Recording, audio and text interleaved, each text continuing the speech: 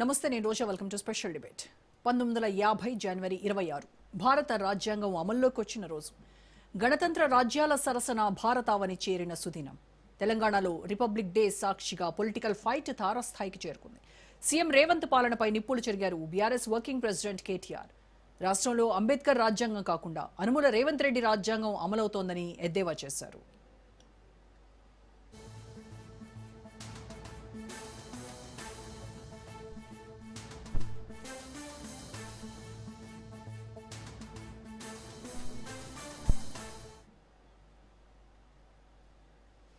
తెలంగాణ భవన్లో హెచ్సియు విద్యార్థులు ప్రదర్శించిన రాజ్యాంగ పరిరక్షణ నాటిక అందరినీ ఆలోచింపజేసింది. తెలంగాణలో ప్రస్తుతం కొనసాగుతున్న రాజ్యాంగ ఉల్లంఘనలను ఎండగడుతూ ప్రజాస్వామ్య స్ఫూర్తిని చాటి చెప్పే విధంగా నిర్వహించిన ప్రదర్శన ఆద్యంతం ఎంతగానో ఆకట్టుకుంది. రాజ్యాంగం గురించి గొప్పగా మాట్లాడే రాహుల్ గాంధీ ఆచరణలో దాన్ని తుంగలో తొక్కుతున్నారని విమర్శించారు కేటీఆర్. కాంగ్రెస్ పాలన ప్రజాపాలన కాదని, రాజ్యాంగాన్ని పరిహసిస్తున్న రాక్షస పాలన అని దుయ్యబట్టారు.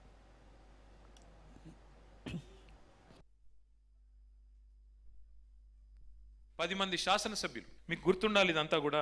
ఇది రాహుల్ గాంధీ గారు ఆ రోజు ఇక్కడ తుక్కుగూడలో ప్రచురించిన న్యాయపత్రం. ఏమన్నారు ఇందులో? ఎవరైనా ఒక పార్టీలో గెలిచి ఇంకో పార్టీలోకి ఫిరాయిస్తే వారి పదవి ఆటోమేటిక్ గా తీసేస్తాం, వారికి ఇంకా అసలు కోర్టుకు పోవాల్సిన అవసరం లేదు, పోరాటాలు చేయాల్సిన అవసరం లేదు అని ఆయన వేదిక మీద చదువుతున్నాడు. ఆయన వెనకాలనే మా పార్టీ నుంచి ఇద్దరు ముగ్గురు పార్టీ మారిన వాళ్ళు ఆయన వెనకాల కూర్చున్నారు రాహుల్ గాంధీ. రాహుల్ గాంధీ యొక్క ద్వంద్వ ప్రమాణాలు, రాహుల్ గాంధీ యొక్క డబుల్ స్టాండర్డ్స్, కాంగ్రెస్ యొక్క దుర్మార్గమైన వైఖరికి ఒక ఉదాహరణ ఈ న్యాయపత్రం. దీని పేరు వాళ్ళ అన్యాయపత్రం అని మార్చుకుంటే అయిపోతుంది. న్యాయపత్రం లేదు. నేతి బీరకాయలు ఎంత నెయ్యి ఉన్నదో న్యాయపత్రంలో అంతే న్యాయం ఉన్నది.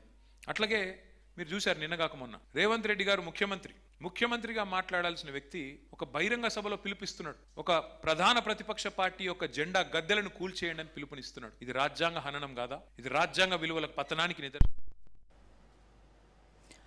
ఆర్టికల్ 3 ద్వారా చిన్న రాష్ట్రాల ఏర్పాటుకు మార్గం సుగమం చేసిన అంబేద్కర్ దార్శనికత వల్లే తెలంగాణ కల సాకారమైందన్నారు కేటీఆర్. బాబాసాహెబ్ నినాదమైన బోధించు, సమీకరించు, పోరాడు అనే స్ఫూర్తితోనే కేసీఆర్ తెలంగాణను సాధించారని ఆయన గుర్తు చేశారు. కానీ నేడు రేవంత్ పాలనలో రాజ్యాంగ విలువల పతనం స్పష్టంగా కనిపిస్తోందన్నారు. రాజ్యాంగం ఎంత గొప్పదైనా దాన్ని అమలు చేసే వ్యక్తి సరైనోడు కాకుంటే ప్రయోజనం శూన్యమని ఆనాడే అంబేద్కర్ వెల్లడించారన్నారు. కేంద్రంలోని బీజేపీ, రాష్ట్రంలోని కాంగ్రెస్ పోటీపడి రాజ్యాంగ విరుద్ధంగా వ్యవహరిస్తున్నాయని కేటీఆర్ ఆవేదన వ్యక్తం చేశారు.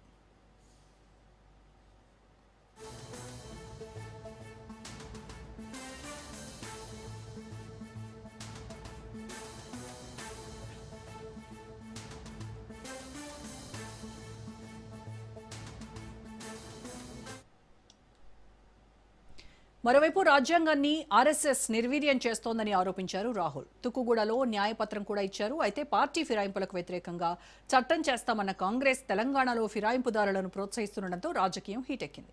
2023 అసెంబ్లీ ఎన్నికల తర్వాత బీఆర్ఎస్ నుంచి గెలిచిన 10 మంది ఎమ్మెల్యేలు కాంగ్రెస్ కండువా కప్పుకున్నారు. పార్టీ ఫిరాయించిన వాళ్లలో Khairatabad MLA Danam Nagender, Station Ghanpur MLA Kadiyam Srihari, Bhadrachalam MLA Tellam Venkatrao, Banswada MLA Pocharam Srinivasa Reddy, Gadwal MLA Krishnamohan Reddy, Chevella MLA Kale Yadaiah ఉన్నారు. ఇక వీళ్లతో పాటు Rajendranagar MLA Prakash Goud, Serilingampally MLA Arikepudi Gandhi, Patancheru MLA Gudi Mahipal Reddy, Jagtial MLA Sanjay కుమార్లు హస్తం తీర్థం పుచ్చుకున్నారు. అయితే తాము పార్టీ మారలేదని సభాపతికి తెలిపారు. దీంతో దానం, కడియం, సంజయ్ మినహా అందరికీ క్లీన్ చిట్ ఇచ్చారు స్పీకర్. అప్పటి నుంచి రాజకీయ రగడ నడుస్తూనే ఉంది. రాజ్యాంగాన్ని అపహాస్యం చేస్తున్నారనే ఆరోపణలు మిన్నంటాయి.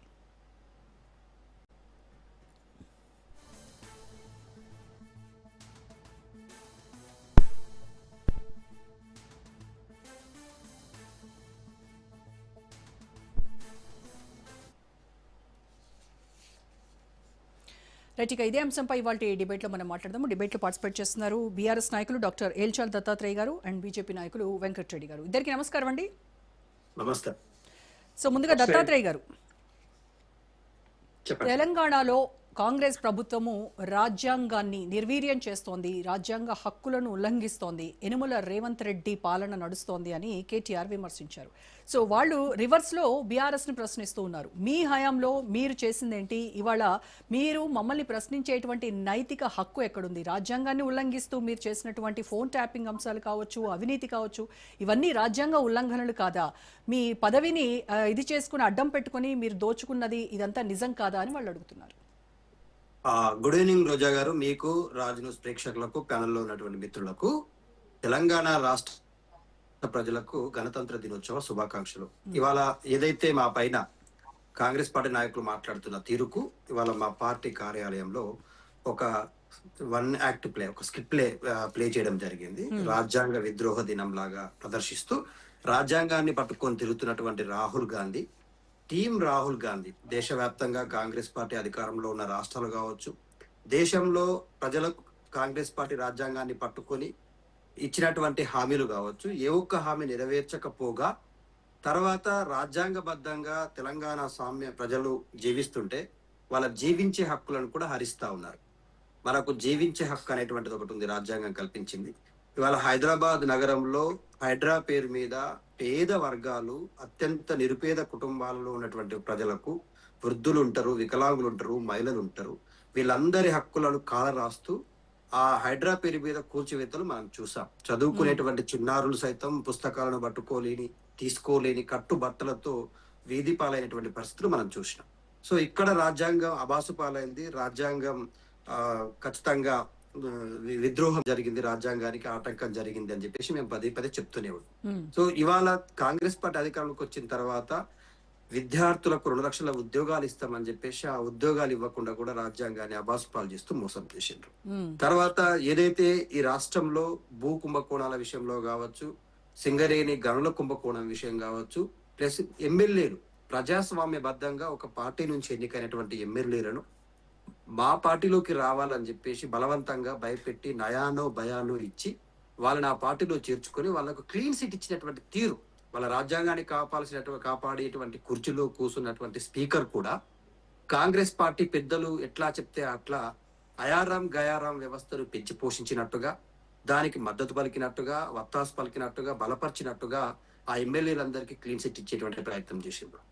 తెలంగాణ సమాజం మొత్తం చూసింది. సికింద్రాబాద్ ఎంపీగా పోటీ చేసిండు దానం నాగేందర్ గారు, కాంగ్రెస్ పార్టీ బీఫామ్ తో పోటీ చేసిండ్రు. కడియం శ్రీహరి గారు సొంత కూతురు బీఫామ్ పైన షూరిటీ సంతకం పెట్టిండ్రు. ఆ కూతురు నేను కాంగ్రెస్ పార్టీ అభ్యర్థిగా బలపరుస్తున్నా అని ఒక బీఆర్ఎస్ పార్టీ ఎమ్మెల్యేగా గెలిచి బీఆర్ఎస్ పార్టీ ఎమ్మెల్యేగా అసెంబ్లీలో ప్రమాణ స్వీకారం చేసి తన కూతురు కోసం రాజ్యాంగాన్ని అబాసుపాలు చేసిండ్రు. మిగతా ఎమ్మెల్యేలందరూ కూడా ఏ ప్రాతిపదికన పార్టీ కార్యక్రమాలలో పాల్గొంటూ, పార్టీ జెండాలు కప్పుకొని, పార్టీ కడ్వాలు కప్పుకొని, పార్టీ మీటింగ్లలో పాల్గొంటూ ఎక్కడికక్కడ కళ్ళకు తెలంగాణ ప్రజలకు, తెలంగాణ సమాజానికి కనిపిస్తున్నా కూడా అది దేవుడి కండువా అని చెప్పి అబాసుపాలు చేసేటువంటి ప్రయత్నం చేస్తా ఉన్నారు.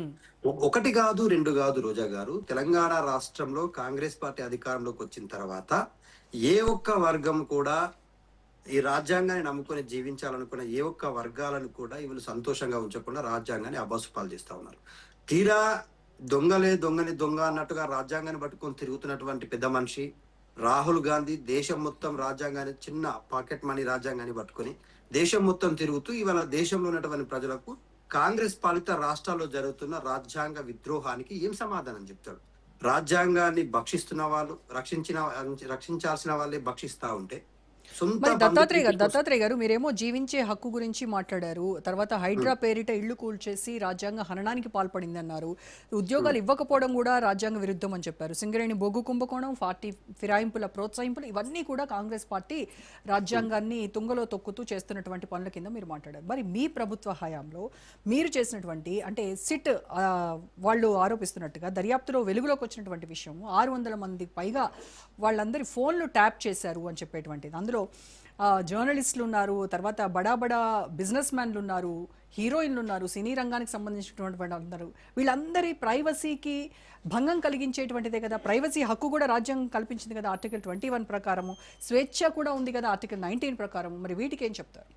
ఒక వ్యక్తి యొక్క వ్యక్తిగత స్వేచ్ఛకు భంగం కలిగించేటువంటి పనులు కాపాడాల్సినటువంటి ప్రజలే.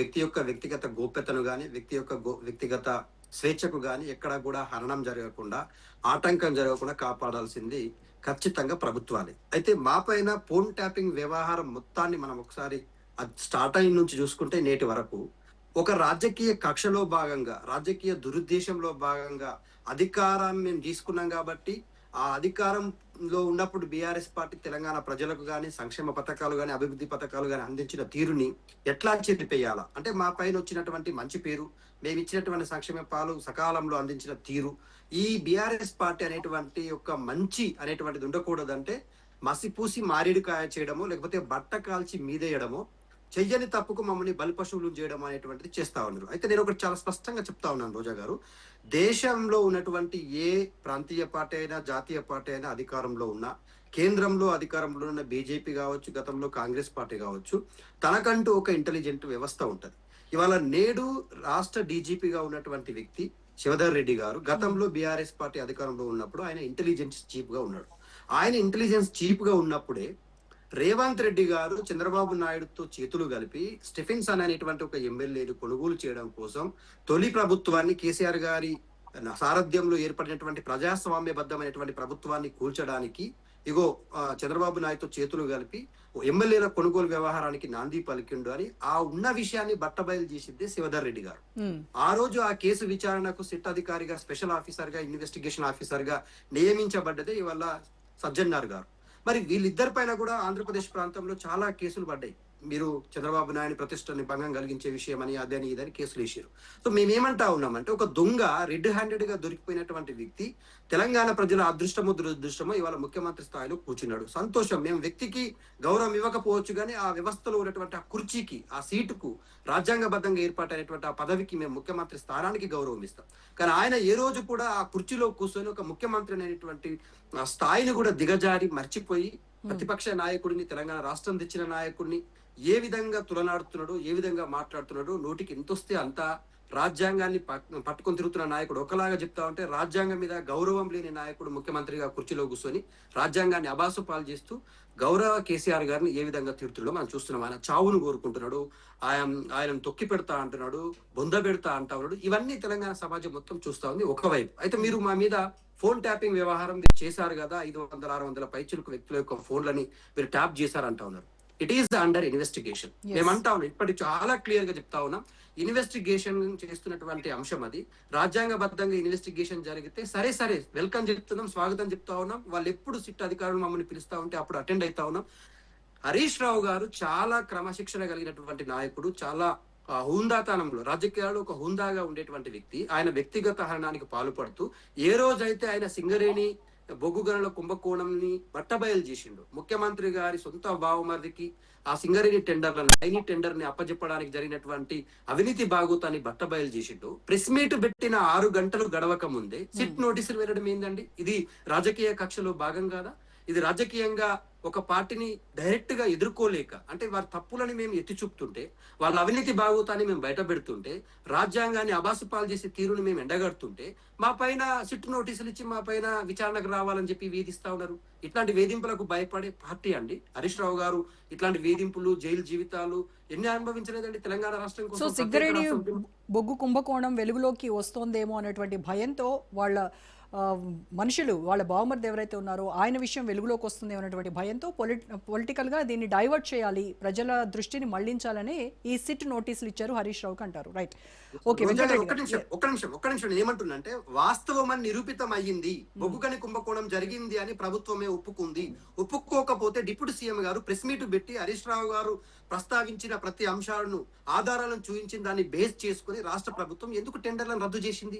టెండర్లను రద్దు చేసిందంటే అవినీతి జరిగిందని అంగీకరించినట్టే కదా. దానికి వాళ్ళు చెప్తున్నారు కదా, టెండర్లు రద్దు చేసామంటే ఆరోపణలు వచ్చాయి కాబట్టి విచారణ చేయాలి అని చెప్పేసి మేము దాన్ని క్యాన్సిల్ చేసామని చెప్తున్నారు కదా. దొరికిపోయిండ్రు కదా Roja garu, it's clear. Right, okay. Venkatareddy garu, so republic day రోజునే మన రాజ్యాంగ పరిరక్షణపై ఇంత ఫైట్ జరుగుతూ ఉంది, దీన్ని ఎలా చూస్తున్నారు? అంటే ఇది ప్రజలకు ఏ రకమైనటువంటి సందేశం ఇస్తుందంటారు? ముందుగా మీకు, అలాగే రాజ్ న్యూస్ ప్రేక్షకులకి, ప్యానెల్ మిత్రులకు నమస్కారం. అదేవిధంగా తెలుగు ప్రజలందరికీ కూడా గణతంత్ర దినోత్సవ శుభాకాంక్షలు. డెఫినెట్గా ముఖ్యంగా చెప్పాలంటే, ఈరోజు ఏదైతే గణతంత్ర దినోత్సవం రోజు అయితే మాట్లాడుతూ ఉన్నారో, డెఫినెట్ కాంగ్రెస్ పార్టీకి, స్పెషల్గా రాహుల్ గాంధీ గారు కూడా బీజేపీ మీద బురద జల్లే ప్రయత్నం చేస్తూ ఉన్నారు. ఆయన ముందు నుంచి కూడా కాంగ్రెస్ పార్టీ పుట్టిన దగ్గర నుంచి, నెహ్రూ దగ్గర నుంచి ఇప్పటిదాకా 4 జనరేషన్స్ రాజ్యాంగం మీద కానీ, రాజ్యాంగం రచించిన డాక్టర్ బిఆర్ అంబేద్కర్ గారి మీద కానీ ఎక్కడ కూడా గౌరవంగా మాట్లాడే ఆలోచన ఇప్పుడు కూడా లేదు. ఎప్పుడు గౌరవపరుస్తా ఉన్నాడు, డిస్రెస్పెక్ట్ చేస్తా ఉన్నాడు. ఎందుకంటే నెహ్రూ గారు దగ్గర నుంచి, నెహ్రూ గారు 1947 నుంచి 51 మధ్యలో ఇది ఎన్నికలు అయినాయో, ఆ ఎన్నికల ప్రకారము సర్దార్ వల్లభాయ్ పటేల్ ప్రైమ్ మినిస్టర్ కావాల్సి ఉండే, అది కాదని చెప్పేసి ఆయనే నెహ్రూనే ప్రైమ్ మినిస్టర్ ప్రకటించుకున్న దాఖలాలు కనపడ్డాయి. తర్వాత డాక్టర్ బిఆర్ అంబేద్కర్ రచించిన రాజ్యాంగం మీద గౌరవం లేకుండా ఆయన 2 సార్లు ఓడించి 3వసారి కూడా లా మినిస్టర్ అయిన తర్వాత హిందూ కోడ్ బిల్ విషయంలో కూడా ఆయనని పక్కన పెట్టిన, రిజైన్ చేపించిన ఆలోచన కాంగ్రెస్ పార్టీది, నెహ్రూ గారిది.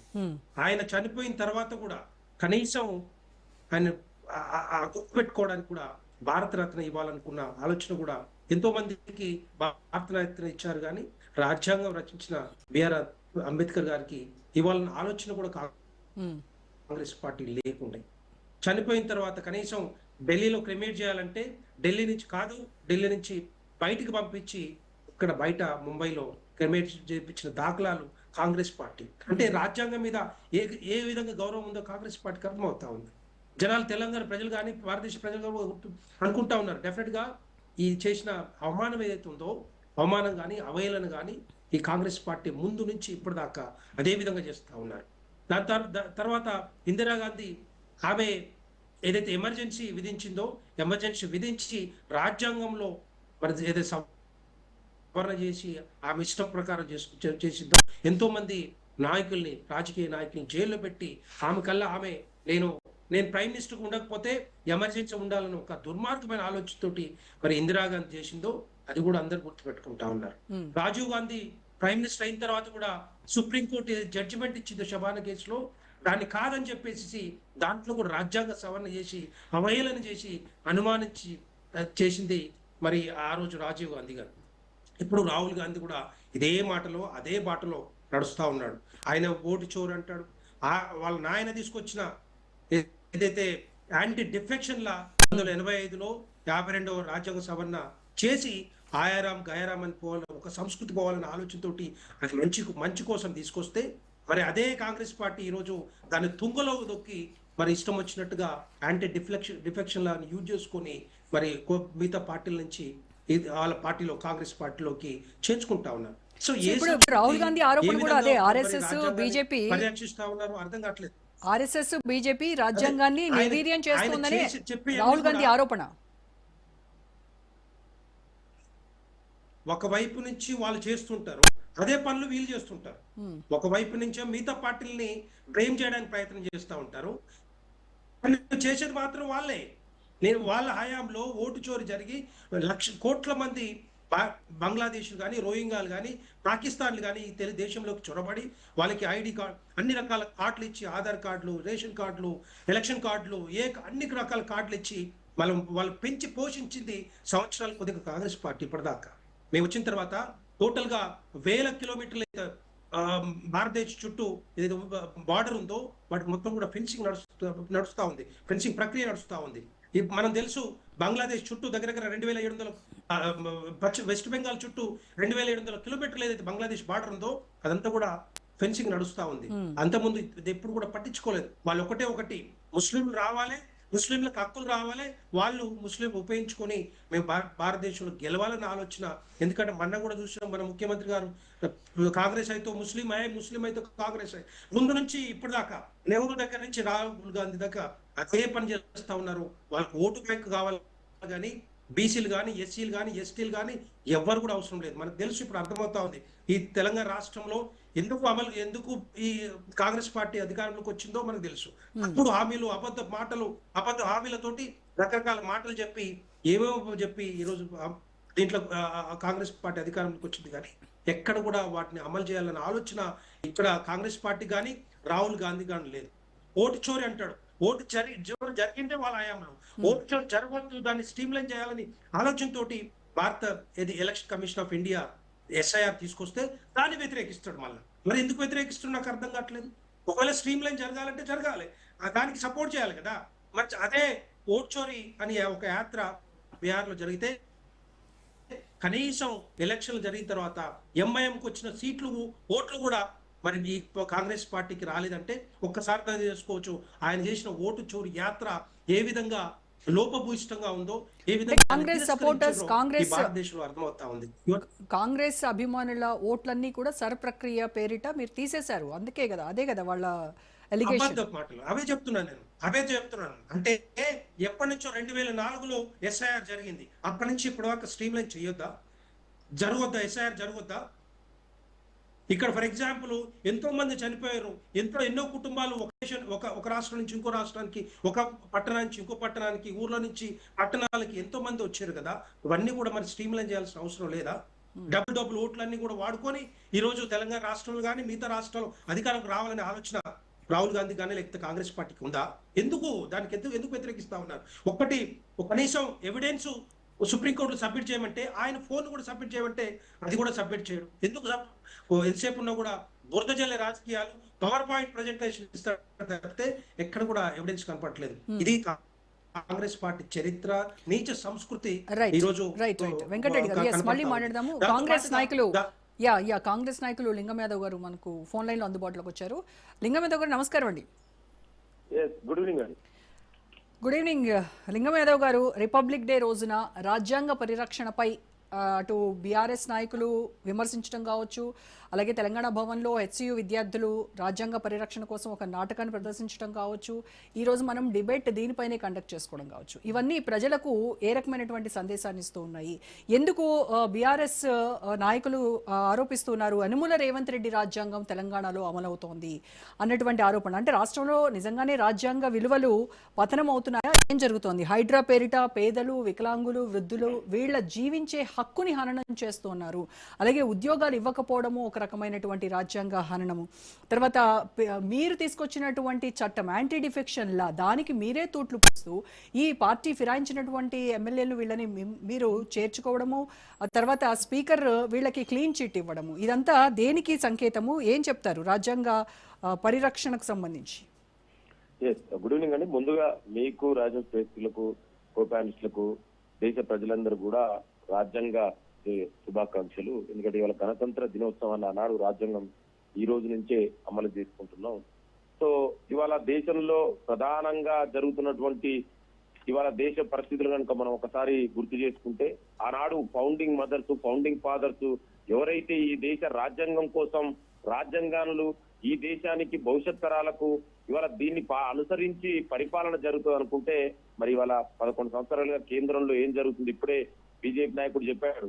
ఆయన మాట్లాడుతూ ఇవాళ రాజ్యాంగానికి తూట్లు ఊడుస్తుంది ఎవరో ఇవాళ దేశ ప్రజలందరూ తెలుసు. ఇవాళ స్వయంగా ఇవాళ రాజ్యాంగాన్ని మారుస్తామని చెప్పారు కదా. ఇవాళ డాక్టర్ బాబాసాహెబ్ అంబేద్కర్ రాసిన భారత రాజ్యాంగం వద్దు, మాకు మనధర్మ శాస్త్రం కావాలి, మనధర్మ శాస్త్రం ప్రకారం మీరు నడుచుకుంటామని స్వయంగా చెప్తుంది బీజేపీ, ఆర్ఎస్ఎస్ నాయకులే.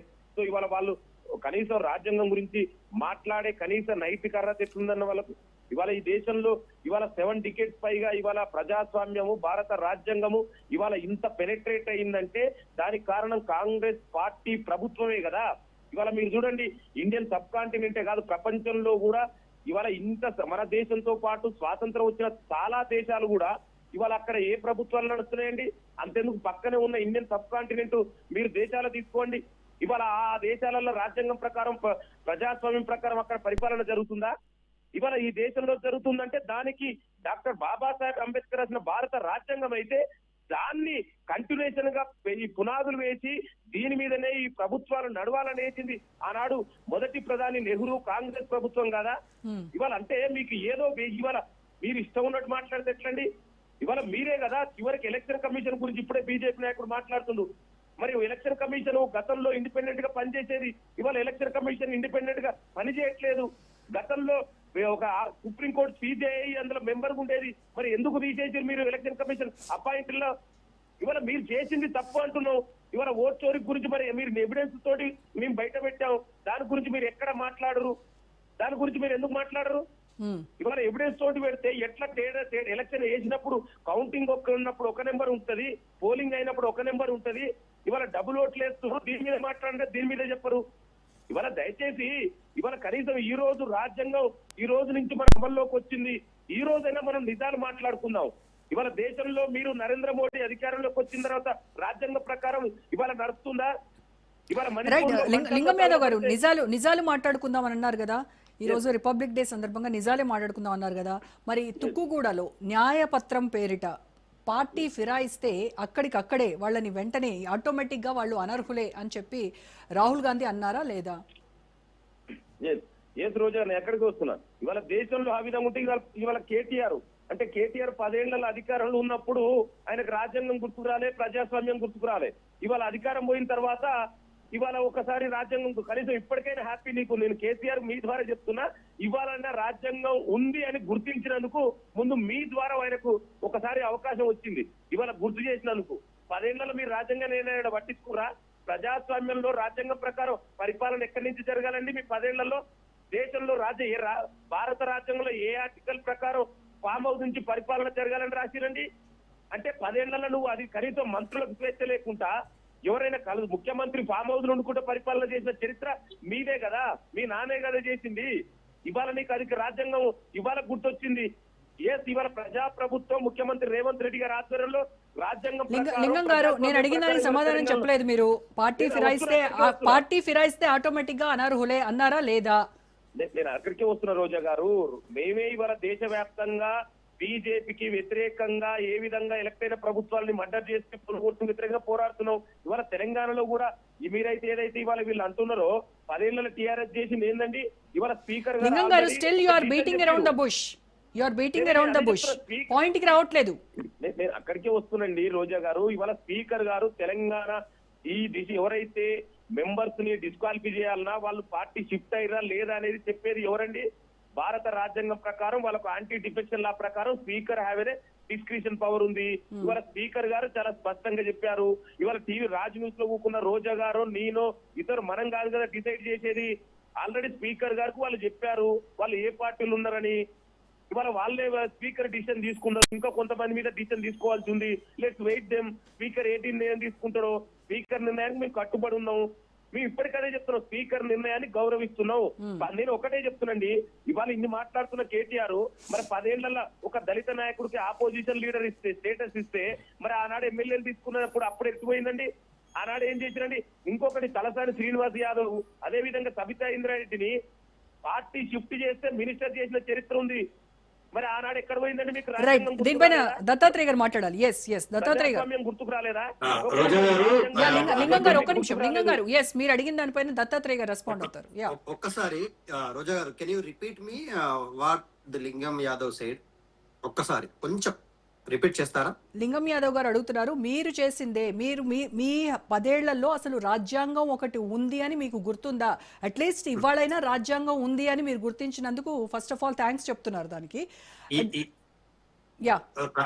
రోజా గారు, ఏమంటున్నానంటే ఈ దేశంలో రాజ్యాంగం అనేటువంటిది ఉందా లేదా కాంగ్రెస్ పార్టీ నాయకులు చెప్పాలా? మాకు రాజ్యాంగం ఉందా లేదా వాళ్ళు చెప్పాల్సిన అవసరం లేదు. మేము రాజ్యాంగబద్ధంగా ఈ తెలంగాణ రాష్ట్రాన్ని సాధించినాం.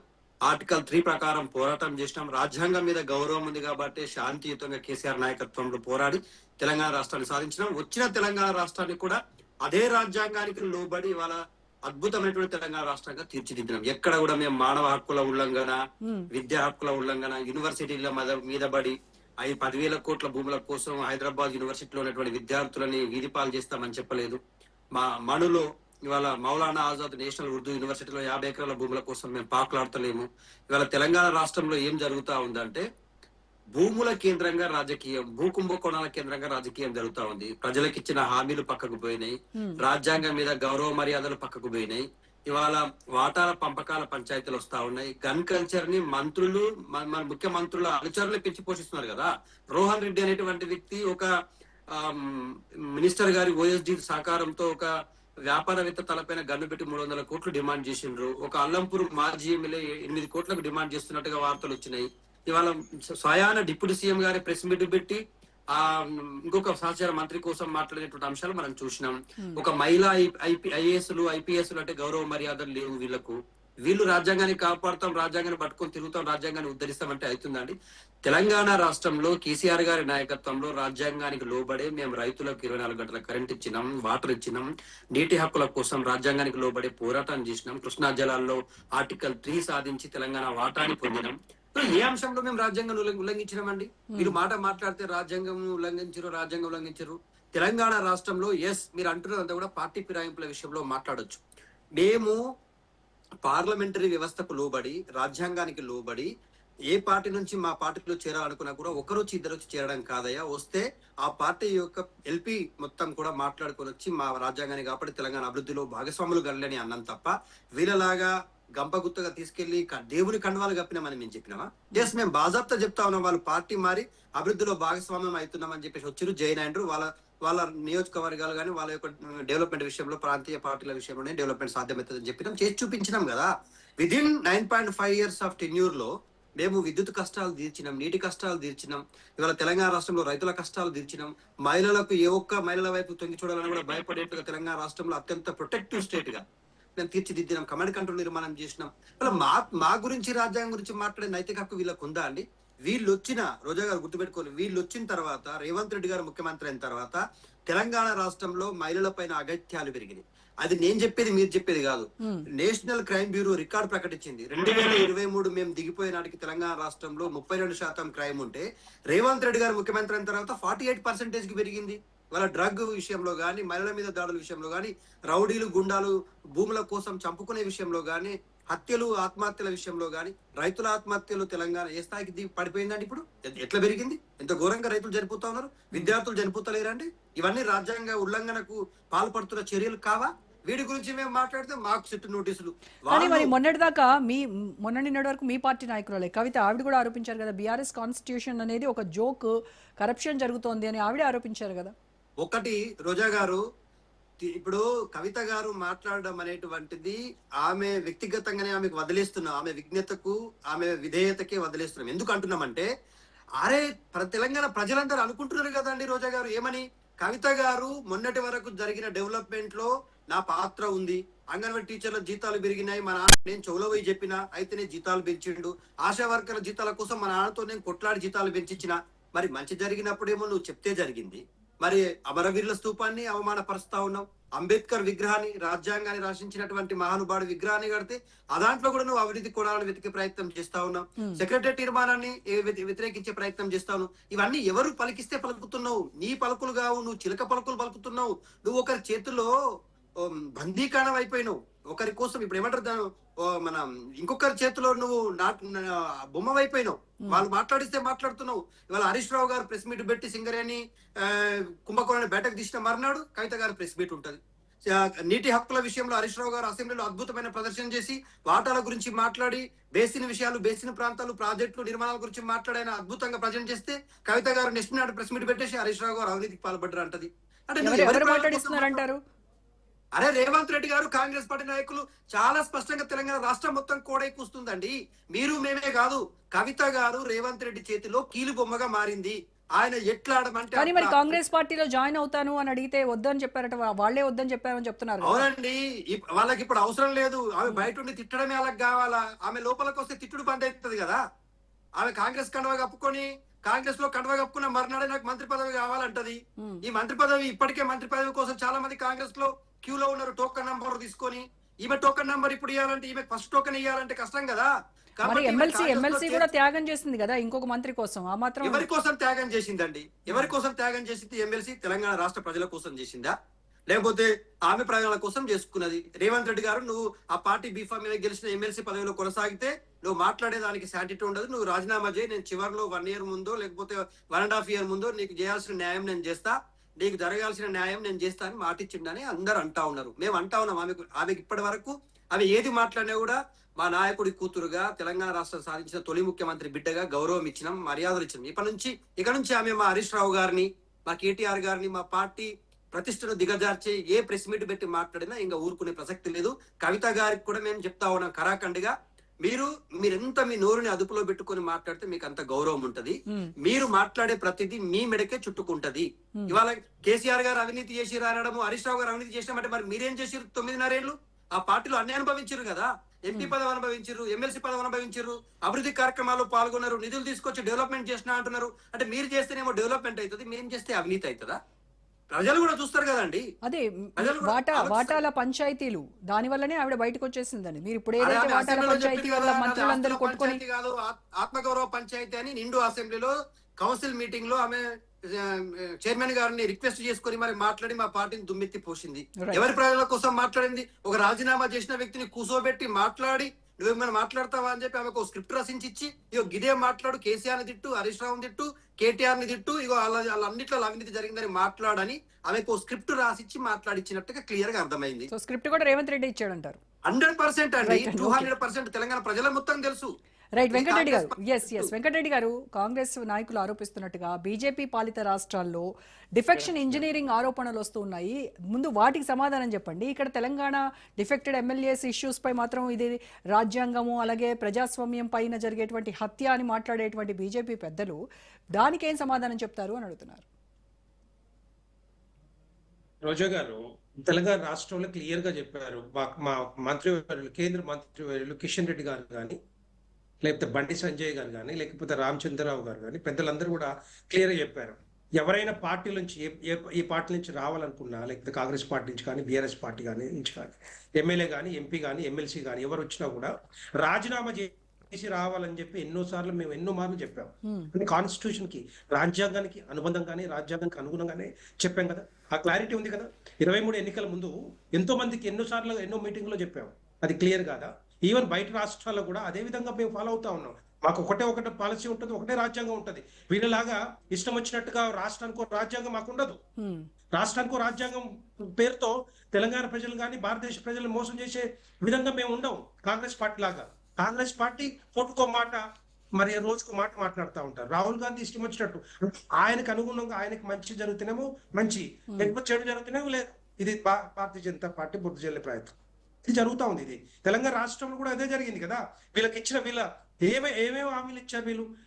ఇంకో మాట చెప్పాలంటే రోజా గారు, 24 పార్లమెంట్ ఎన్నికల్లో ఏం చెప్పారు వీళ్ళు? భారతీయ జనతా పార్టీ 400 స్థానాలు గెలిస్తే రాజ్యాంగం మారుస్తారని చెప్పారు.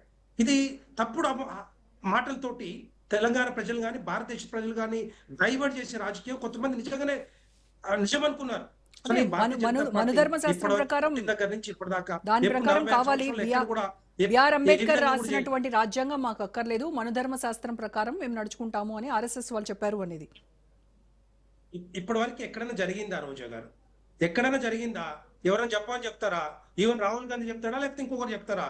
ఇదంతా కూడా రాజ్యాంగం ప్రకారం మేము నడుచుకుంటా ఉన్నాం.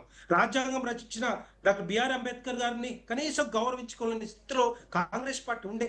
కనీసం వాళ్ళ ఆయన మెమోరియల్ ఢిల్లీలో కట్టాలనే ఆలోచన కానీ, పార్లమెంట్ లో ఆయన ఫోటో పెట్టాలని ఆలోచన కానీ, ఆయనకి భారతరత్న ఇవ్వాలనే ఆలోచన కానీ అవన్నీ మేము చేసాం. పంచతీర్థ పేరుతో ఢిల్లీ కానీ, లేకపోతే లండన్ కానీ, ముంబై కానీ, నాగ్పూర్ కానీ, మో కానీ, ఆ పంచతీర్థ పేరుతో ఆయనకు రెస్పెక్ట్ ఉండాలి ఆలోచనతోటి భారతీయ జనతా పార్టీ అధికారంలోకి వచ్చిన తర్వాత ఆ పేరు అక్కడంతా కూడా డెవలప్ చేశాం. అక్కడ వెళ్ళి ఆయన ఎక్కడైతే నివసించాడో, ఎక్కడ చదువుకున్నాడో ఆ ఏరియాలో మనం వెళ్ళి చూడొచ్చిన ఆలోచనతోటి. ఎందుకంటే అంత పెద్ద రాజ్యాంగాన్ని డ్రాఫ్ట్ చేసినప్పుడు డెఫినెట్ గా మనం గౌరవించుకోవాల్సిన ఆలోచన అవసరం కూడా ఉంది. కానీ వీళ్ళు ఏం చేసింది ఏంది? ప్రతి ముందు నుంచి ఇప్పటిదాకా దేన్ని కూడా వాళ్ళకు రాజ్యాంగం అవసరం లేదు, బిఆర్ అంబేద్కర్ గారు అవసరం లేదు. వాళ్ళ ఆలోచన కాంగ్రెస్ ఏది రాజ్యాంగం అంటే ఇందిరా అంటే కాన్స్టిట్యూషన్ అన్న పేరుతోటి ఆ రోజు మరి ఆ ఎమర్జెన్సీ రోజుల్లో కూడా అదే స్లోగన్ వినిపించినారు. అదే విధంగా ఇప్పుడు కూడా ప్రవర్తిస్తా ఉన్నారు. కనీసం వాళ్ళు తీసుకొచ్చిన సవరణ కూడా అమలు చేయకపోతే మరి రాజ్యాంగాన్ని తూట్లు పొడుస్తున్నట్టుగా కాంగ్రెస్ పార్టీ ఇదే జరుగుతా ఉంది. వీళ్ళు చెప్పిన భారతీయ జనతా పార్టీ అధికారంకి వస్తే రాజ్యాంగాన్ని మారుస్తారు, లేకపోతే రిజర్వేషన్ తీసేస్తారు. ఇలాంటి వికృతమైన మాటలు మాట్లాడుతున్నారంటే డెఫినెట్ గా వీళ్ళకి మనకు తెలుస్తా ఉంది. ఏ ఎన్నికలు జరిగినా ఆ ఎన్నికల్లో కాంగ్రెస్ పార్టీని చిట్టుగా ఓడించేది భారతీయ జనతా పార్టీ. భారతదేశ ప్రజలందరూ కూడా పట్టం కడతా ఉన్నారు. ఈవెన్ బీహార్ లో కూడా కట్టారు, ఢిల్లీలో కట్టారు. సో ప్రతి ఏరియా ఈవెన్ బీజేపీ రిజర్వేషన్ల విషయంలో కూడా ఎందుకు ఈ డబుల్ స్టాండర్డ్, డబుల్ గేమ్స్ ఆడుతా ఉంది అనేది కూడా వాళ్ళు అడుగుతారు. బీసీ రిజర్వేషన్ బిల్లుపై అసెంబ్లీలోనేమో బీజేపీ సపోర్ట్ చేస్తుంది, మళ్ళీ ముస్లిం వాళ్ళకి రిజర్వేషన్లకు సంబంధించి మేము అపోజ్ చేస్తాము అని ఇంకోటి చెప్తుంది. అంటే ఇది మరి డబుల్ స్టాండర్డ్, డబుల్ గేమ్ కాదా? రోజా గారు, వీళ్ళకు ఆలోచన ముందు లేదు. 2004 నుంచి 2014 వరకు వీళ్ళే అధికారంలో ఉండే. చాలా రాష్ట్రాలు వీరు అధికారం ఉండే ఎక్కడ కూడా చేయలేకపోయారు. లేకపోతే మధ్యప్రదేశ్ కానీ, లేకపోతే బీహార్ కానీ, వెస్ట్ బెంగాల్ కానీ, కర్ణాటక కానీ ఎందుకు చేయలేకపోయారు? ఇదే డిమాండ్ ఉండే అప్పటి నుంచి కూడా.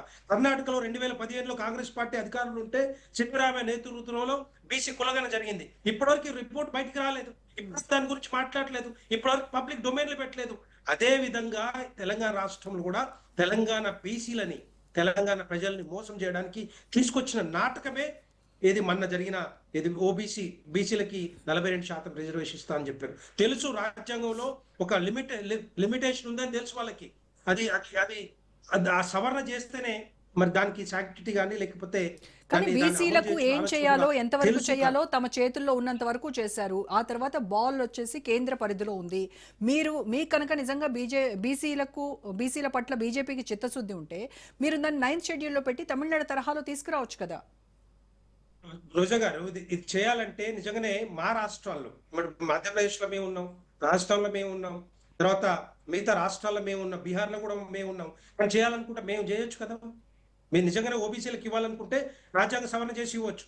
కానీ కాంగ్రెస్ మేనిఫెస్టో ఏది పెట్టి కాంగ్రెస్ ఓబీసీలను మోసం చేయడానికి తీసుకొచ్చిన 42% రిజర్వేషన్ ఉందో వాళ్ళు ఓన్లీ గెలవడానికి తీసుకొచ్చింది తప్పితే ఓటు బ్యాంక్ కోసం సీట్ల కోసం తీసుకొచ్చింది తప్పితే ఎక్కడ కూడా కాదు. ఎస్, మేము చేస్తా ఉన్నాం, డెఫినెట్ గా మేము చేస్తాం. మీరు ఇంకో మాట కూడా చెప్పాం, ఇదే తెలంగాణ గడ్డ మీద 2023 ఎన్నికల్లో ప్రధానమంత్రి నరేంద్ర మోడీ గారు ఒక అనౌన్స్మెంట్ కూడా చేశారు. తెలంగాణ రాష్ట్రంలో భారతీయ జనతా పార్టీ గెలిపిస్తే ఒక బీసీని ముఖ్యమంత్రి చేసుకుంటామని చెప్పిన మొట్టమొదటి పార్టీ భారతీయ జనతా పార్టీ. కానీ కాంగ్రెస్ పార్టీ కానీ ఇంకొక పార్టీ కానీ ఆలోచన ఉందా? దీంతో పాటుగా ఈ భారతదేశంలో ఒక ఓబీసీని ప్రధానమంత్రి చేసుకున్నాం, 27 మంది బీసీలని కేంద్ర మంత్రులు చేసుకున్నాం. కాంగ్రెస్ పార్టీ చరిత్రలో కూడా చేయలేదు. Minister of social justice and empowerment commission Bharatiya Janata party. కానీ బీసీలను మోసం చేసేది కాంగ్రెస్ పార్టీ కంటిన్యూస్ చేస్తా ఉంది. మన అధికారంలోకి వచ్చిందంటే అబద్ధ హామీలతోటి, అబద్ధ మాటలతోటి ఇవన్నీ లింగం యాదవ్ గారు,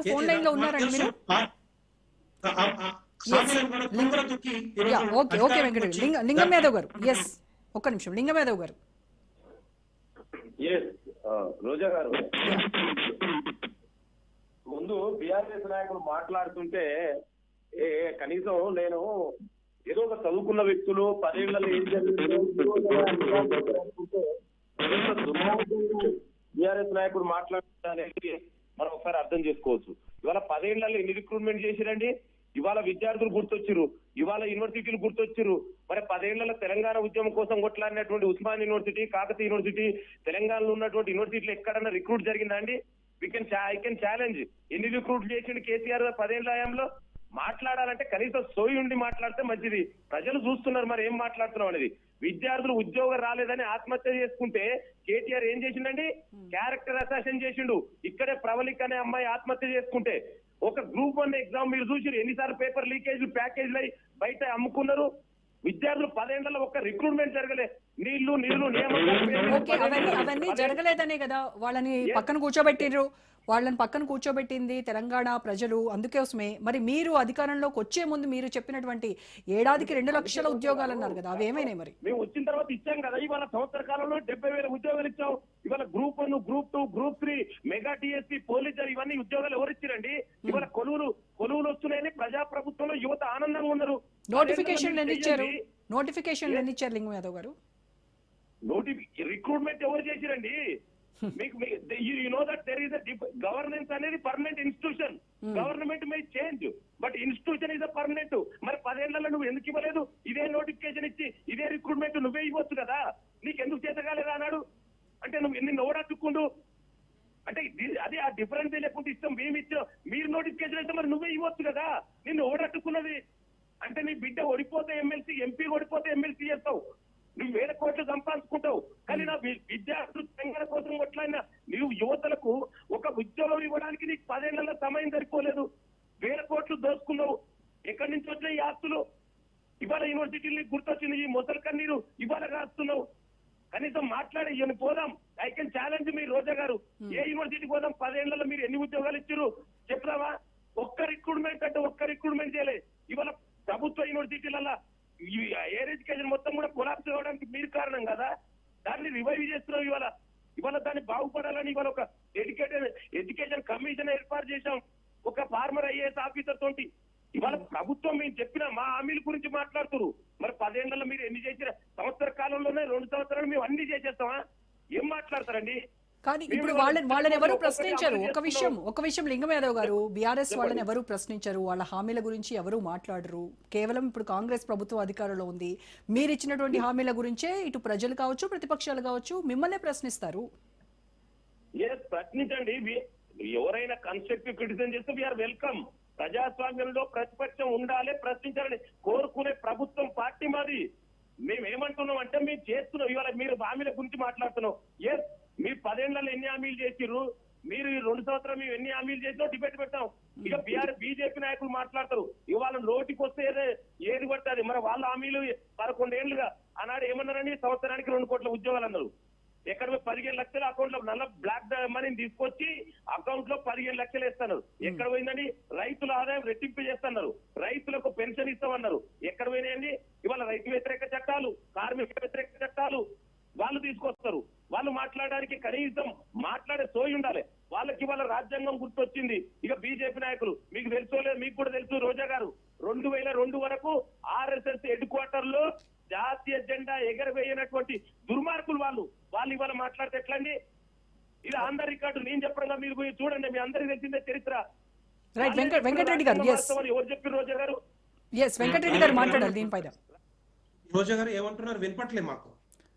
లింగం యాదవ్ గారు వినపడలేదు మాకు. లింగం యాదవ్ గారు చెప్పండి రోజా గారు, ఒక మాటలో చెప్పండి. వాయిస్ క్రాక్ అయింది. యా లింగం యాదవ్ గారు ఏమంటున్నాడు? లింగం యాదవ్ గారు ఆర్ఎస్ఎస్ కార్యకర్తలు జాతీయ జెండాను ఎగరైనటువంటి పరిస్థితిని మీరు చూడలేదా అని అడుగుతున్నారు. జాతీయ జెండాను ఎగరేయాలా? ఇప్పుడు వాళ్ళకు కనీసం మాట్లాడే అర్హత ఉందా? యాక్చువల్గా సోయి ఉందా వీళ్ళకి?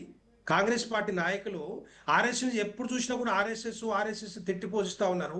ఆర్ఎస్ఎస్ అంటే మీకు తెలుసా అసలు ఏంది? రాష్ట్రీయ స్వయం సేవకులు వాళ్ళు సేవ చేయడానికి వచ్చిన వాళ్ళు అంతా కూడా.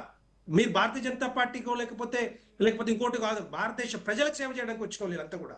మీకు తెలియదా? నెహ్రూ దగ్గర నుంచి యుద్ధాలు జరిగినప్పుడు ఎవరు ముందుకు వచ్చి చేసిరో? కాంగ్రెస్ పార్టీ నాయకులు వచ్చినా లేకపోతే కార్యకర్తలు వచ్చినా ముందుకి? ఎక్కడ ఏది వచ్చినా కూడా, ఏ ప్రమాదం వచ్చినా కూడా, ఏదన్నా ఎమర్జెన్సీ వచ్చినా కూడా ఎవరు వస్తున్నారు? కాంగ్రెస్ పార్టీ నాయకులు వస్తారా లేకపోతే కార్యకర్తలు వస్తున్నారా? రాష్ట్రీయ స్వయం సేవకులు వస్తారు. భారతీయ జనతా పార్టీ పక్కనగా పెట్టినా కూడా రాష్ట్రీయ ఆర్ఎస్ఎస్ వాళ్ళు వస్తారు. కనీసం వాళ్ళని సోయి లేకుండా ఎంతసేపు రాహుల్ గాంధీ గదే మాట్లాడతాడు. అదే నేను చెప్తా ఉన్నాను ముందు నుంచి, రాజ్యాంగాన్ని విలువలు కానీ రాజ్యాంగాన్ని రక్షించాలన్న పరిరక్షించాలన్న ఆలోచన కాంగ్రెస్ పార్టీ లేకుండా ఇప్పటిదాకా కూడా అదే చేస్తా ఉన్నారు. మీరు చెప్పిన హామీలను తొంగలో తొక్కి దాన్ని అమలు చేయకుండా పరిస్థితుల్లో కనపడతా ఉన్నారు. కూడా చెప్తా ఉన్నారు కాంగ్రెస్ పార్టీ ఒక నిమిషం 1 మినిట్. ఇంతకుముందు రోజా గారు ఒక మాట అడిగారు, డబుల్ స్టాండర్డ్స్ అని చెప్పంటారు. ఏది ఓబీసీ మోర్చా బీసీ కులగణం మీద 42% వీళ్ళు ఇస్తారని చెప్పారు. ఓకే, బాగానే ఉంది. విలేజ్న సిట్ కమిషన్ కానీ అది తప్పు, అది మొట్టికాయలు వేసారు, హైకోర్టు కూడా చెప్పింది. తర్వాత మళ్ళీ డెడిడ్ కమిషన్ వేశారు, ఎక్కడ కూడా సర్వే చేయలేదు. 42% ఉన్నారా 52% ఉన్నారా క్లారిటీ లేదు, వాళ్ళకే క్లారిటీ లేదు. దాన్ని తీసుకొచ్చి అసెంబ్లీలో పెట్టారు. మేమేమంటున్నాం, మేము ఆరోపిస్తున్నాం భారతీయ జనతా పార్టీ తరఫున. ఎస్, డెఫినెట్ గా బీసీ కులగానే వచ్చింది కాబట్టి, రిపోర్ట్ వచ్చింది కాబట్టి మేము బిల్లింగ్ సపోర్ట్ చేసాం. కానీ మేము ఇంకోటి ఆరోపించాం, దాంట్లో ఈ 42%లో 10% ముస్లింలు ఉన్నారని చెప్పి మేము ఆరోపిస్తా ఉన్నాం. ఎందుకంటే దాన్ని భయపడి పబ్లిక్ డొమైన్ లో ఇప్పటిదాకా మీరు పెట్టలేదు. మీకు నిజంగానే సోయి ఉంటే, చిత్తశుద్ధి ఉంటే మీరు పెట్టాలి కదా. ఎందుకు పెట్టలేకపోతా ఉన్నారు? 42% 32% ఎందుకు కుదిస్తా ఉన్నారు? ఎందుకు కుదిస్తా ఉన్నారు? దానికోసం రెండో పాయింట్ దత్తాత్రేయ, 1 మినిట్. మేము కులగణ ఇప్పుడు దేశ పాపులేషన్ సెన్సస్ వస్తా ఉంది. పాపులేషన్ సెన్స్ తో పాటుగా కులగణం కూడా వస్తా ఉంది. డెఫినెట్ గా భారతదేశంలో అయితే ఓబీసీలు కానీ, ఎస్సీలు కానీ, ఎస్టీలు కానీ ఎంత మంది ఉంటే అంతమంది అంత రిజర్వేషన్ మాకుంది. భారతీయ జనతా పార్టీ అనౌన్స్ చేసాం. సో దాని గురించి మేము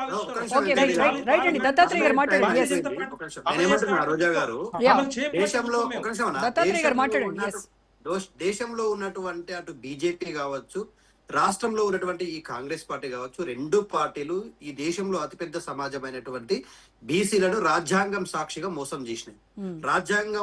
రాజ్యాంగం పేరు మీద అటు రాజ్యాంగాన్ని కరెక్ట్ గా అమలుపరచక రాజ్యాంగంలో ఉన్నటువంటి ఆ ప్రభుత్వ విధానాలను రాజ్యాంగబద్ధంగా మరచడంలో ఈ రెండు పార్టీలు బీసీలను మోసం చేసి అత్యంత తీవ్రమైనటువంటి అన్యాయం చేసినవి ఒకటి. నేనేమంటా ఉన్నామంటే ఇటు బీజేపీ అయినా అటు కాంగ్రెస్ చెప్పండి, మోసం ఎవరు చేశారు? ఎవరు తెలంగాణ రాష్ట్రంలో ఎవరు మీరు చేశారు? ఎందుకు చేయలేదు? తెలంగాణ రాష్ట్రంలో 10 సంవత్సరాలు మీరు మీరు మాట్లాడారు. ఒక్క నిమిషం వెంకటరెడ్డి గారు వినండి. ఎంతమంది కమిషన్ చైర్మన్ ఇచ్చారు చెప్పాలి. వెంకటరెడ్డి గారు దయచేసి వినండి. మీరు చెప్పాలి. యా, కేసీఆర్ రాజ్యాంగం నడిచిందా లేకపోతే రాజ్యాంగం నడిచిందా? వెంకటరెడ్డి గారు దయచేసి వినండి. Yes please. ఏమంటున్నా రోజా గారు, ఈ దేశంలో ఉన్నటువంటి ప్రాంతీయ పార్టీలు ప్రజాస్వామ్యబద్ధంగా ఎన్నికైనటువంటి ప్రాంతీయ పార్టీల ప్రభుత్వాలను ఏ విధంగా కూల్చిండ్రు దేశం మొత్తం చూసింది. మహారాష్ట్రలో ఎట్లా కూల్చిండ్రు, మధ్యప్రదేశ్ లో ఎట్లా కూల్చిండ్రు, లేకపోతే కర్ణాటకలో ఎట్లా కూల్చిండ్రు, అరుణాచల్ ప్రదేశ్ లో ఎట్లా కూల్చారు. అస్సాంలో ఒక బీజేపీ కాంగ్రెస్ పార్టీ నాయకుడిగా ఆయన మీద అవినీతి ఆరోపణలు ఉంటే ఆయనకు బీజేపీ కండువ కప్పగానే కథం ఆయన పతీతుడైపోయిండు. ఆ కేసులన్నీ మాయమైపోతాయి, మతమాయమైపోతాయి. ఆయన రాజ్యాంగబద్ధమైన కుర్చీలో కూర్చొని ముఖ్యమంత్రిగా చెలాయించవచ్చు. ఇది బీజేపీ రాజ్యాంగం. నేనేమంటున్నానంటే గవర్నర్ వ్యవస్థని వ్యక్తిగత వ్యవస్థగా భారత ఎన్నికల సంఘాన్ని బీజేపీ ఎన్నికల సంఘంగా మార్చుకున్నారు. ఈడీ సిబిఐలను వాళ్ళ సొంత ఇంటి సంస్థలుగా మార్చుకున్నారు. ఈ అన్నిట్లో రాజ్యాంగాన్ని ఉల్లంఘిస్తా ఉన్నారు కదా, రాజ్యాంగబద్ధమైన సంస్థలను దుర్వినియోగం చేస్తా ఉన్నారు కదా. ఇంతకంటే పెద్ద రాజ్యాంగబద్ధమైన దుర్వినియోగం ఇంకేం కావాలండి? ఇంకోటి అండి, వినండి బ్రదర్, మీరు మాట్లాడుతుంటే మేము విన్నాం కదా. What is this? నాకు అర్థం కాదు. రాజ్యాంగంలో జర్నలిస్టులు ఎవరైనా బీజేపీ తప్పిదారు ఎండగడితే జర్నలిస్టుల మీద నిర్దాక్షిణంగా అటు కేంద్రంలో ఉన్నటువంటి బీజేపీ కేసులు పెడుతుంది, ఇటు రాష్ట్రంలో ఉన్నటువంటి కాంగ్రెస్ కేసులు పెడుతుంది. ప్రతిపక్షంగా ప్రజాస్వామ్యబద్ధంగా ప్రజా సంఘాలు ఎవరైనా పోరాటం చేస్తే అర్బన్ నక్సలైట్లని ముద్రేషిస్తారు. ఇంతకుముందు మిత్రుడు బీసీలలో కొంతమంది దూదేకుల సామాజిక వర్గానికి చెందిన ముస్లిం వాళ్ళు ఉన్నారండి. వాళ్ళు పాపం బీసీలలో ఉన్నారని చెప్పి వాళ్ళని 10% అని చూపిస్తే ముస్లింలను ఎట్లా మీరు బీసీలలో చూపిస్తారని చెప్పి మేము వ్యతిరేకం ముస్లింలకు అని చెప్తా ఉన్నాడు. ఇది రాజ్యాంగ విరుద్ధమైనటువంటి స్టేట్మెంట్ కాదా బీజేపీ నాయకులది? ఈ దేశంలో ఉండకూడదా?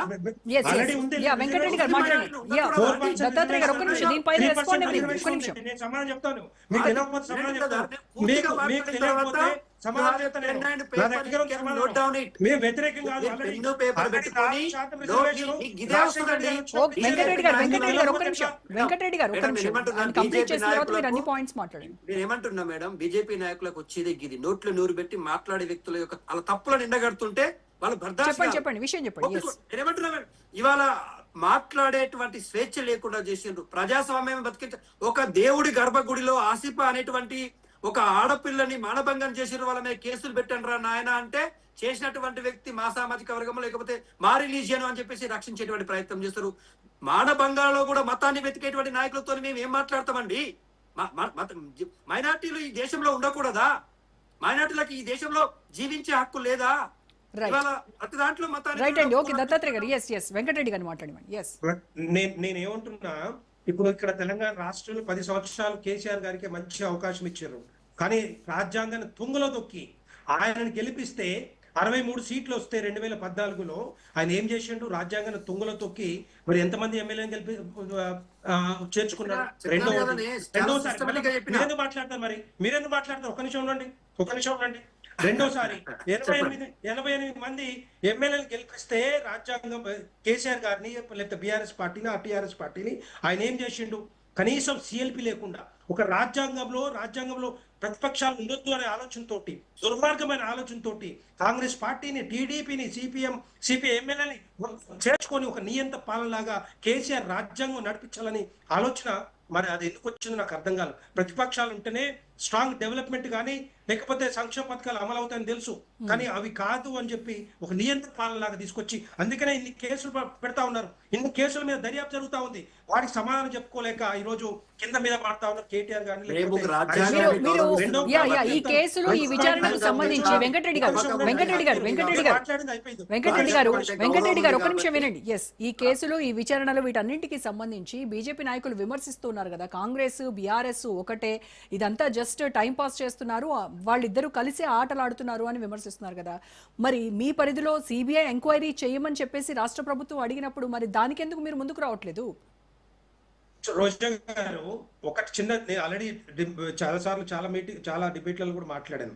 ఇదే కాంగ్రెస్ పార్టీ కాళేశ్వరం మీద 1,00,000 కోట్లు ఎవరైతే తిన్నారో, గుక్కి తిన్నారో, లేకపోతే దోపిడీ చేసారో వాళ్ళని 1,00,000 కోట్లు కక్కిచ్చి తెలంగాణ ప్రజలు చెప్తా అని చెప్పింది ఇదే ముఖ్యమంత్రి గారు, కాంగ్రెస్ పార్టీ. మరి ఏం చేసిర్రు వీళ్ళు? పీసీ ఘోష్ కమిషన్ వేసారు. పీసీ ఘోష్ కమిషన్ 1,00,000 కోట్ల మీద వేయాలి కదా, వేయకుండా ఓన్లీ మేడిగడ్డ మీద వేసి 24,000 కోట్లు ఏదైతే ఖర్చు పెట్టిర్రో దాని మీదనే పీసీ ఘోష్ కమిషన్ వేసి రిపోర్ట్ తెచ్చుకున్నారు. సుందీలను పట్టించుకోలేదు, అన్నారం పట్టించుకోలేదు, కాలువల మీద పట్టించుకోలేదు. కానీ కాదని ఎందుకు చేసిర్రో ఎప్పటికీ సమాధానం లేదు కాంగ్రెస్ పార్టీ నుంచి. ఎన్నోసార్లు అడిగినా మేము అడుగుతా ఉన్నాం. మేడిగడ్డ మీద వేసిన 24,000 Yes. సింగరేణిలో భాగవతాన్ని రిపోర్ట్ వచ్చిన తర్వాత సింగరేణిలో దొరికిపోయింది కదా దొంగలు రెడ్ హ్యాండెడ్ గా.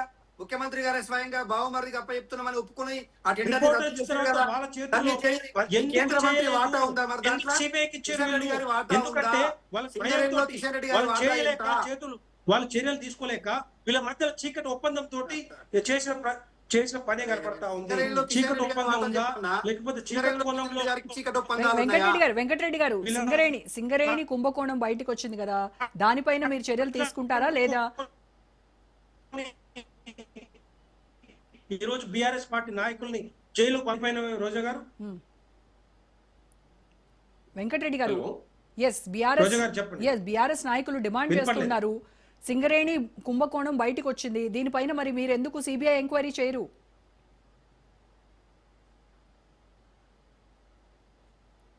డెఫినెట్ గా ఒకటి ఇప్పటి కూడా వాళ్ళ కేసీఆర్ గారి హయాంలో సిబిఐ రావద్దు ఈ తెలంగాణ రాష్ట్రంలో మేము ఇష్టం వచ్చినట్టు చేసుకుంటామని చెప్పి ఆ రోజు జనరల్ కన్సెంట్ ఇప్పుడు కేసీఆర్ లేరు, బీఆర్ఎస్ ప్రభుత్వము లేదు, కేసీఆర్ ఇప్పుడు అధికారంలో లేరు కదండి. వెంకటరెడ్డి గారు ఇప్పుడు కేసీఆర్ అధికారంలో లేరు, బీఆర్ఎస్ ప్రభుత్వము లేదు కదా. ముఖ్యమంత్రి గారు ఇమ్మీడియట్ గా జనరల్ కన్సెంట్ ని పునరుద్ధరించాలి జనరల్ కన్సెంట్ ని. ఈ రోజు డెఫినెట్ గా సిపిఐ డెఫినెట్ గా తెలంగాణ రాష్ట్రంలోకి వస్తుంది. మీరు ముఖ్యమంత్రి గారిని డిమాండ్ చేస్తా ఉన్నాం, ఈ బొగ్గు కుంభకోణం మీద ఒక లెటర్ రాయండి సిబిఐకి, జనరల్ కన్సెంట్ ని పునరుద్ధరించండి. జరిగిన అవినీతి అక్రమాలు అయితే ఉన్నాయో సింగరేణి మీద. రైట్ అండి, okay, thank you so much Dattatreya గారు, వెంకటరెడ్డి గారు, లింగం యాదవ్ గారు, థ్యాంక్ యూ సో మచ్ అండి. రైట్, ఇది వాళ్ళ special debate. Stay tune to Raj news.